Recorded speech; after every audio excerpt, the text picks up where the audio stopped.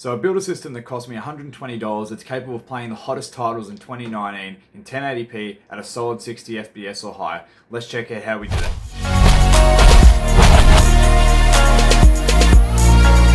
Oh yeah, by the way, you cheeky fuckers, if you're wondering why I'm dirty, it's literally I was painting, okay? Get your mind out of the gutter. So just deal with it, alright?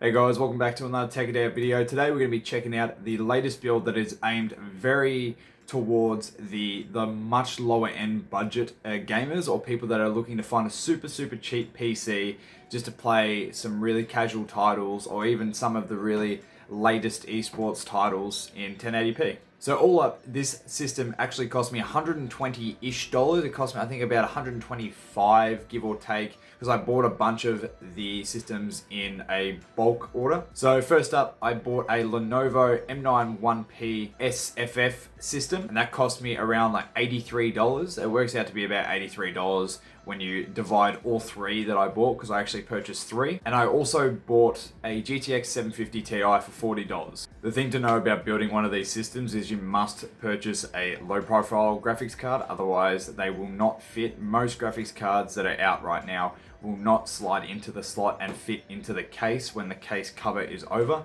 so you need to go a low profile. And the second reason being that the SFF M9 1P systems only come with a 240 watt maximum power supply, so you need a low power graphics card, which is perfect for the low profile cards that don't need an external 6-pin or 6 to 8-pin PCIe connector. Hence why I got this GTX 750 Ti, as it plugs directly in the motherboard and it draws all its power that it needs from the motherboard. You can also find GTX 750 Ti's that do the same thing as well, and also GTX 1050s. There's a lot more variety that you can get, so there is a little bit of upgrading capability with this system. But yeah, I went with the 750 Ti because I used to own one and I know they're a very solid budget card. So with that said, let's get into the specs of the system. First up, we've got the CPU. It's an i5-2400. That is an awesome quad core. Even for being a second generation CPU, it still holds up today, especially in a lot of esports titles. It also came with a standard stock cooler from Lenovo. Came with a basic Lenovo ThinkBoard, which is the motherboard. It's nothing special. You can't really overclock on it.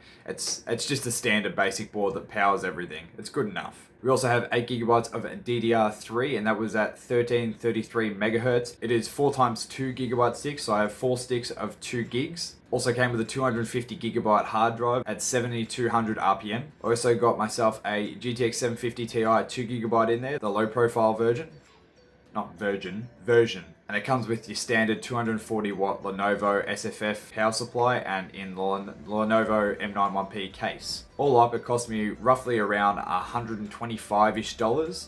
I believe its exact amount is 123.30 cents, something like that. But who cares? Let's round down to 120 because it's close enough. So we're going to be checking out Counter-Strike, Overwatch, and Fortnite. These are the games that you're probably going to be playing on this system, and it runs them very well actually. So with that said, hope you guys enjoy the video. If you do, click the like button and let's get into the benchmarks and show you the temperatures and all that good stuff. Let's get into it.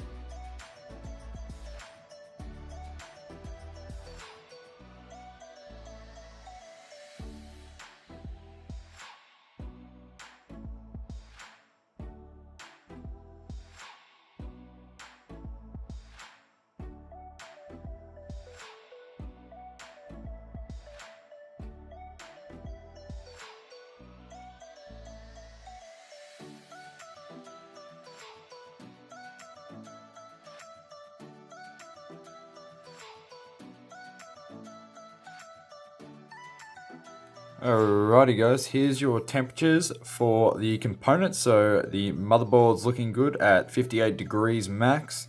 The temperatures on the CPU looking good as well, 60 degrees at max.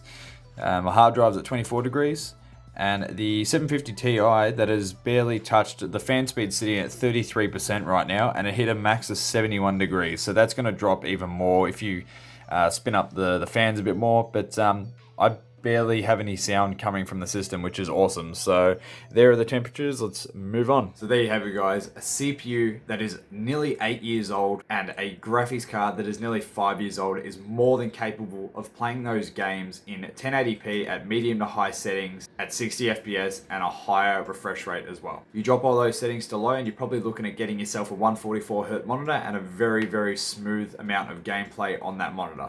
As for upgrades, there's not really that much capability of upgrading. You can always upgrade to 16 gigabytes of DDR3, and you can also upgrade the graphics card, but you are limited to the low profile cards. So if you look at it, just play esports games, this is perfect for you. If you want to look at playing more intensive graphical games, probably not worth using this system. You're probably worth actually upgrading to a completely entirely new system. But for components that are over 5 years old, are pretty impressive for holding up in these games, and it should definitely do the job, especially for entry level gamers or even kids on a budget. But with that said, guys, hope you guys enjoyed the video. I hope this helped out. If it did, let me know in the comments below and smack the like button. It's always appreciated. If you guys are new here, click the subscribe button, and we are on the way to getting 200 subscribers. Let's get there. That'd be awesome.